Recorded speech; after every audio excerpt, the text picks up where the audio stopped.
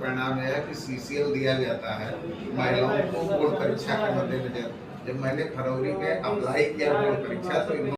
मामला है, किसको ज्ञापन दिए हैं? आज हम लोगों ने सैकड़ों की संख्या में एक बार पुनः जिलाधिकारी महोदय हरैया के माध्यम से जनपद और सूबे के उच्च अधिकारियों, चाहे वो प्रशासन के हों चाहे शिक्षा विभाग के हों, सहित मुख्यमंत्री उत्तर प्रदेश सरकार और पूर्व सांसद बस्ती, जिला अधिकारी बस्ती सहित अनेक अधिकारियों को इस संदर्भ में ज्ञापन दिया है कि खंड शिक्षा अधिकारी हरैया, जो कि 3 वर्षों से एक ही विकास खंड में तैनात हैं, उनके द्वारा मेरी शिक्षिका पत्नी के साथ भेदपूर्ण व्यवहार और द्वेषपूर्ण व्यवहार किया जाता है, जिसका उदाहरण आप लोग जानते हैं कि शासन द्वारा 18 साल से कम बच्चों को बीमारी या परीक्षा की दशा में शिशु देखभाल अवकाश शिक्षिकाओं को दिया है, जिसके क्रम में फरवरी माह में जब मेरे 2 बच्चों की बोर्ड परीक्षा थी और दोनों बच्चे 18 साल से कम उम्र के थे, तो मेरी पत्नी ने सीसीएल अवकाश के लिए आवेदन किया था। उसके ऑनलाइन आवेदन को 19 फरवरी और 20 फरवरी को खंड शिक्षा अधिकारी ने यह कहते हुए कैंसिल कर दिया था कि बोर्ड परीक्षा और लोकसभा चुनाव को नजदीक देखते हुए अवकाश नहीं दिया जा सकता है। किंतु जब उसको लेकर के मैं जिला बेसिक शिक्षा अधिकारी कार्यालय धरने पर बैठा और सवाल उठाया कि जब 18 साल से कम बच्चों को परीक्षा और बीमारी के लिए ही अवकाश दिया जाता है, तो ऐसी दशा में मेरे दोनों बच्चों की परीक्षा है, अवकाश दिया जाना न दिया जाना कहाँ तक अनुचित है। दूसरे ब्लॉक की अन्य शिक्षिकाओं को अवकाश कैसे दिया गया है। तब जाकर के इन्होंने अपनी त्रुटि में सुधार करते हुए 21 फरवरी को सीसीएल अवकाश ग्रांट करने का काम किया था। फिर इधर की घटना आप लोगों को अवगत होना चाहिए कि 10 मई से लगातार मैं उच्च अधिकारियों को बता रहा हूं कि खंड शिक्षा अधिकारी द्वारा 10 मई को कर्मचारी सेवा नियमावली के विपरीत कार्य करते हुए भगवान परशुराम के पोस्टर से छेड़छाड़ करके विभिन्न शिक्षक ग्रुपों में वायरल किया गया, जिसे तमाम शिक्षक और समाज के प्रबुद्धजनों ने मुझे दे करके और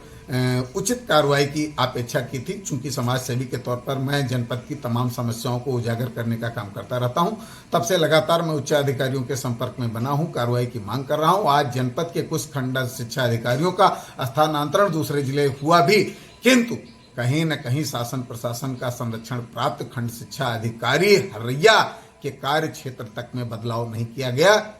और इतना ही नहीं, इनके खिलाफ जो अभी 25 जून को मैंने जिला अधिकारी कार्यालय ज्ञापन दे करके और कार्रवाई की मांग किया था, उससे खार खाए खंड शिक्षा अधिकारी ने पुनः 27 जून को एक वित्तीय कार्यभार ग्रहण के संदर्भ में नोटिस मेरी पत्नी को जारी किया और बताया कि अंतिम नोटिस है, जबकि पहली नोटिस है। इसके पूर्व अगर उन्होंने कोई नोटिस जारी किया है तो उसकी रिसीविंग दिखा दें। मैंने अपने प्रार्थना पत्र में सवाल उठाया है, जारी किया, और उनके द्वारा कहा गया कि अगर 2 दिन के अंदर वित्तीय कार्यभार नहीं लिया जाता है तो ऐसी स्थिति में आपके विरुद्ध कार्रवाई की जाएगी। मैंने शासन प्रशासन से यह जाना है कि एक शिक्षक का मूल कार्य बच्चों को बेहतर शिक्षा देना है। अगर शिक्षा गुणवत्ता में कहीं पत्नी द्वारा कोताही बरती जा रही तो निश्चित कार्रवाई की जाए, अन्यथा की दशा में मेरी पत्नी क्या जनपद के किसी भी शिक्षक शिक्षिका के ऊपर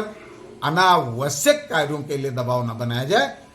स्कूलों के रंगाई पुताई भवन निर्माण आदि के लिए ब्लॉक स्तर पे 2 लोगों की वैकल्पिक व्यवस्था कर दी जाए, संविदा नियुक्ति कर दी जाए, वो लोग रंगाई पुताई भवन निर्माण का काम करेंगे। आप लाखों रुपया वेतन देकर के देश के होनहार नौनिहालों का भविष्य संवारने के लिए शिक्षकों की नियुक्ति करते हैं, न कि खिचड़ी बनाने और शौचालय साफ करने और बिल्डिंग बनाने के लिए। और सबसे बड़ा सवाल कि 2016 से मेरी पत्नी प्राथमिक विद्यालय महुआ में कार्यरत है, तो आज तक तो कोई नोटिस नहीं जारी की गई। अगर जारी की गई तो उसकी रिसीविंग दिखा दी जाए।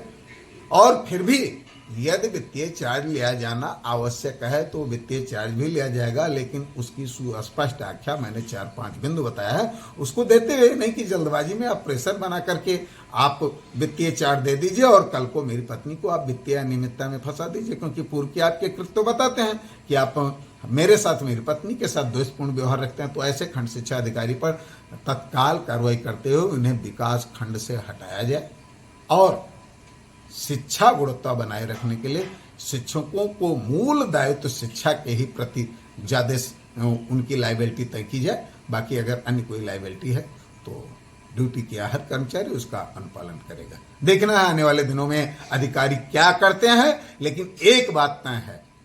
कि पहली बार मैं अपने व्यक्तिगत के लिए भी हाईकोर्ट जाने का काम करूंगा। अगर खंड शिक्षा अधिकारी के विरुद्ध 2 दिनों के अंदर कार्रवाई नहीं तय हुई तो आगामी गुरुवार को मैं इनके विरुद्ध हाईकोर्ट का दरवाजा खटखटाने को बाध्य हूं।